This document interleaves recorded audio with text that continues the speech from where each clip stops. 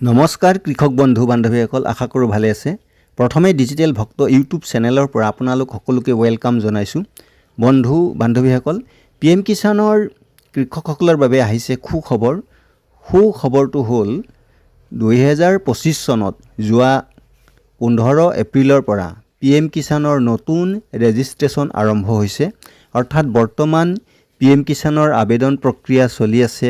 কৃষক বন্ধু বান্ধৱীসকল, বৰ্তমান কোনসকল কৃষকে আবেদন কৰিব পাৰিব বা বৰ্তমান পূৰ্বৰ পৰা PM কিষাণ আঁচনিত জড়িত নথকা কৃষকেও আবেদন কৰিব পাৰিবনে নাই, বা কোনসকল PM কিষাণৰ হিতাধিকাৰীৰ যদি পূৰ্বৰ পৰা কিস্তি বন্ধ হৈ আছে বা দুটা কিস্তি পোৱা নাই বা নানা সমস্যাৰ বাবে PM কিষাণৰ ধন লাভৰ পৰা বঞ্চিত হৈ আছে বা একাউণ্ট বিনা কাৰণত ব্লক হৈ আছে, তেনে PM কিষাণৰ বঞ্চিত আৰু প্ৰকৃত কৃষকসকলে CSC চেণ্টাৰত গৈ বা ওচৰৰ কৃষি বিষয়াৰ কাৰ্যালয়ত গৈ আবেদন কৰিব পাৰিব।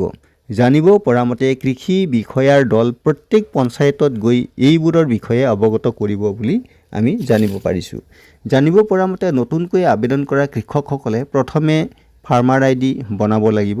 অৰ্থাৎ আপোনালোকৰ ফাৰ্মাৰ ID আছে নে নাই, PM কিষাণৰ এইবোৰ কাম কৰিবলৈ হ'লে যেতিয়া আপোনালোকে যাব, বিষয়াসকলে জানিব বিচাৰিব। বন্ধু বান্ধৱীসকল, পূৰ্বৰ পৰা আপোনালোকে PM কিষাণ সন্মান নিধি যোজনাৰ ধন পাই থকা ধন পাই থকা কৃষকসকলেও এইবাৰ ফাৰ্মাৰ ID বনাব লাগিব। নহ'লে অহা আপোনাৰ 20 নম্বৰ কিস্তি ধন লাভৰ পৰা বঞ্চিত হ'ব পাৰে। এইবাৰ PM কিষাণৰ নতুন আৰু পুৰণি PM কিষাণৰ কৃষকসকলে 4টা পৰিৱৰ্তনৰ কাম কৰিব লাগিব।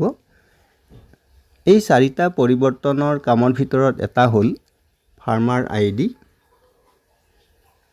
সকলো কৃষকে অৰ্থাৎ নতুনকৈ আবেদন কৰা আৰু পূৰ্বৰ পৰা PM কিষাণৰ ধন পাই থকা সকলো কৃষকে বনাব লাগিব।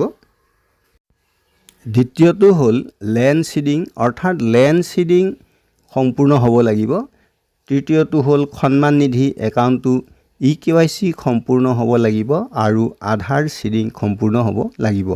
চতুৰ্থতে বেংক একাউণ্টটো DVD ইনেবল হোৱা হ'ব লাগিব। এইবাৰ 20 নম্বৰ কিস্তিৰ ধন অহা জুন মাহৰ 20 তাৰিখৰ পৰা 25 তাৰিখৰ ভিতৰত মুকলি কৰি দিয়াৰ পূৰ্ণ সম্ভাৱনা আছে বুলি এক বিশেষ সূত্ৰৰ পৰা জানিব পাৰিছোঁ।